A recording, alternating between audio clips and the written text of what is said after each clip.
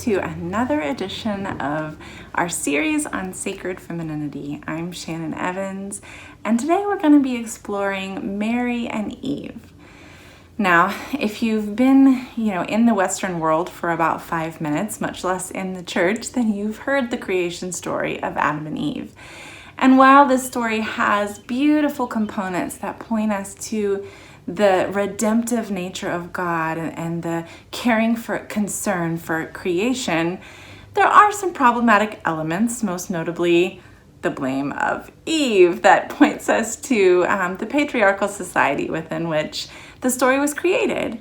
And we have to integrate every part of the story into our understanding of what it's saying about God and what it's saying about the nature of our humanity. So we would be remiss to throw out the baby with the bathwater and say this is a creation story for an ancient civilization that has nothing to do with us today. We also, of course, don't want to be blind to the implications that it might have on women and the internalization of some of that mess into our own psyches, because that's a real thing too. But for our purposes today, I think it's really important to simply look at Eve in this story and the ways that we connect with her, especially as women, perhaps the ways where her story seems to mirror ours, and the ways that we've internalized her story as our own.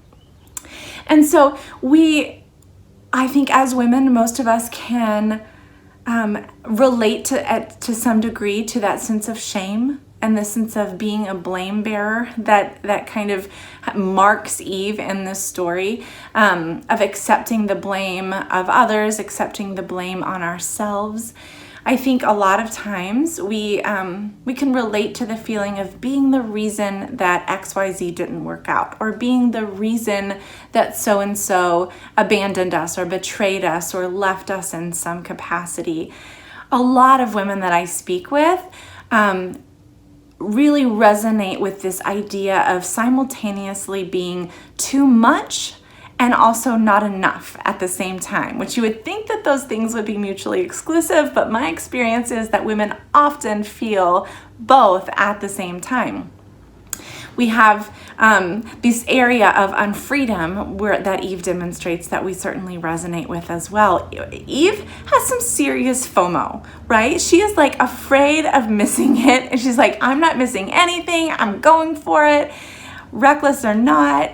And that's the unfreedom in her that we can identify in ourselves as well. That inkling that says, God doesn't really have good for us. God might be good in general, but God doesn't have good for us. And if we're going to have good, if good things are going to happen for me, then I've got to make them happen on my own. It's this lack of trust in the goodness of God.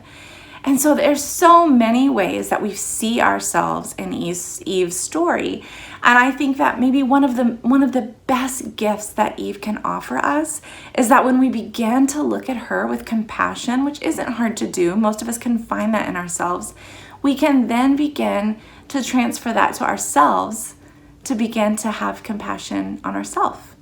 And that is the beginning of a transformative spiritual life, to practice self-compassion in the way that that we see our own stories, the way that we understand our own journeys, and then from there, taking that compassion out into the world to practice a true, holistic, life-giving compassion for others that we see Jesus model as being a person in total freedom. Mary was also a person in total freedom, and she so beautifully demonstrates what that looks like in female form, in full womanhood. And whereas Eve, her unfreedom left her saying no, left her clawing and fighting and grasping in that particular story, Mary's freedom leaves her open-handed, palms out open, literally saying, let it be. With this radical sense of acceptance, of circumstance, of the happenings around her, happenings to her. Cue the Beatles music. You know, she says, let it be. And for so many of us, that sense of acceptance is such a difficult place to get to. We're more stuck where Eve was.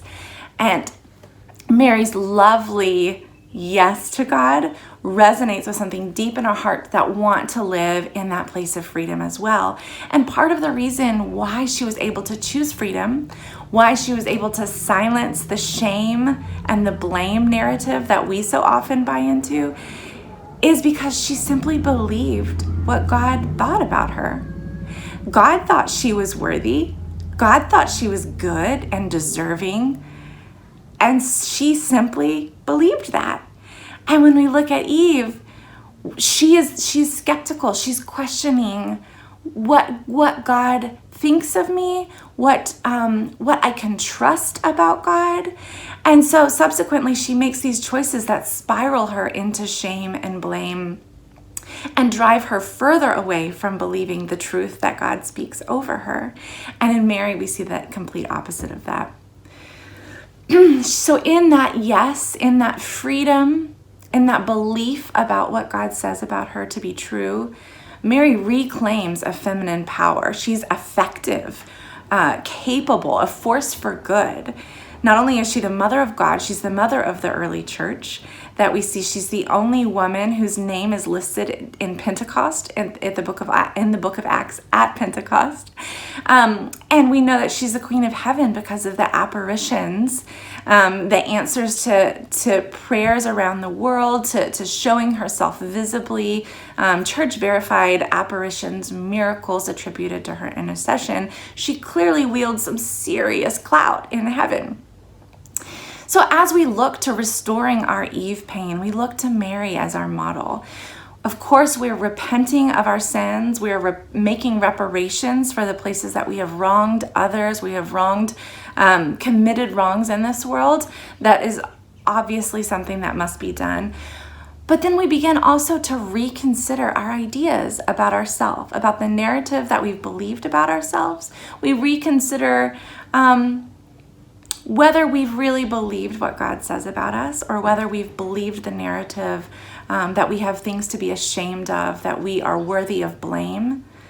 And we move from there to believing that we are worthy of good, that we are valuable, that good things will happen for us, and we can open up our palms a little bit more.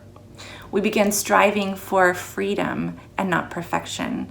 Perfection is not a life-giving goal. It will run us into the ground. It'll drive us to scrupulosity and unhappiness and unrest. Striving for freedom is a life-giving journey. And speaking of life-giving, that is what we're going to be talking about tomorrow as we continue our series on sacred femininity and the life-giving aspect beyond physical motherhood. Thank you so much for joining. See you tomorrow.